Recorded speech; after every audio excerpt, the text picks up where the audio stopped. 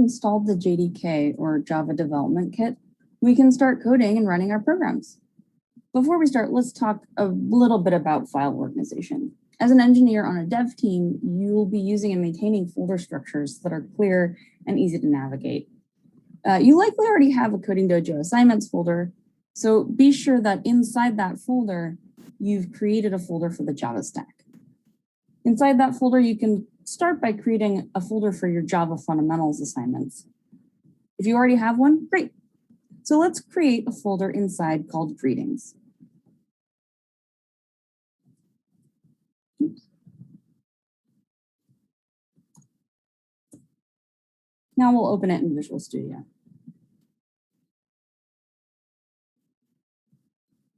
From here, we'll create a new document called test with the .java file extension. .java files are where we'll write all of our source code. At the very top of the Java file, you'll need to declare a class with the same name as the file itself. And we can do that by saying the keyword public, class, and then test. Notice it has to be the same as the test file itself. As per convention, they must be named using Pascal case, which is starting with a capital letter and beginning each new word in the name with another capital letter. For example, if I were creating a file to house all the functionality of a bank account, I would name it bank account, like this. And again, it would have to be the same name as the file. In order for the JDK to recognize the file as a launch point for execution, this class will need a main method. Now, in any application, not all files will have a main method, but there will be at least one that belongs to a class that will be the launching point for the application. We'll dig deeper into classes and what that means in the context of object-oriented programming as we progress. So we're going to define this main method like this: public static void main string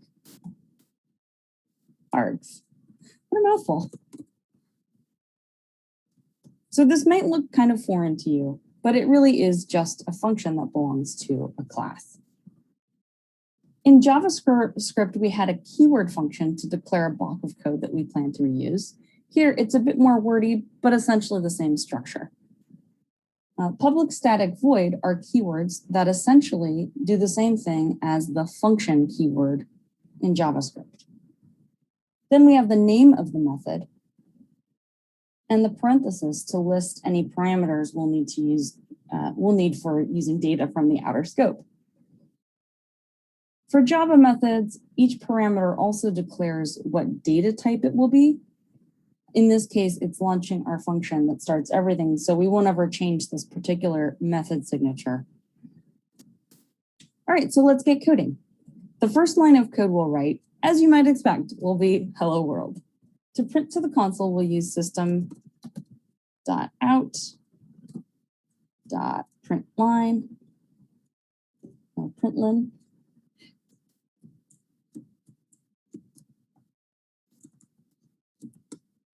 This is analogous to console.log in JavaScript or print in Python. And now to run our program, we'll need to do a couple of things. We need to compile. To compile, you'll open a terminal. Oh, I forgot my semicolon. Either in your text editor or on your desktop. I'm going to do it inside my text editor. So now we'll type the command javac, or javac, however you want to say it, javac, and then the name of the file, in this case, test.java, the name of the file we want to compile. Again, we're compiling our source code. We're not actually running it quite yet. And then we're going to hit enter. Here, you may get an error message if there are any syntax errors. It won't compile until all the syntax errors are cleared or corrected, after which you'll need to run the command again. So for example, let's try it again. I'll save my file. I've made a change, so I'll try to compile it, and it'll give me an error. So it won't even run your code unless all your syntax errors are corrected. And they're pretty helpful too. Notice you do need semicolons at the end of every statement for Java. Compile again, it compiled successfully. Nothing happened. It didn't print out hello world, but it did compile the file successfully. So once it does compile successfully, you'll see a new file that got created, the test.class file. Let's take a look at this file. Do you want to open it anyway? Okay, let's be brave. When we open it, it looks like a bunch of gobbledygook. It's not human readable, and that's because it's the compiled bytecode file. It is pretty short. Once the bytecode file is there, we can now evoke the interpreter to translate this into machine code and execute the program. So to do this, we're going to type in, the command Java, and then the name of the class file, the compiled bytecode file. But notice you actually don't need the file extension .class here. So this is how you're going to run your code, and this is how you compile a code. Hello world. Et voila, hello world. Note, every time you make changes to your code, for now, you will always need to recompile and run. Recompile and run. So don't forget to do that. And now your journey as a Java developer has officially begun.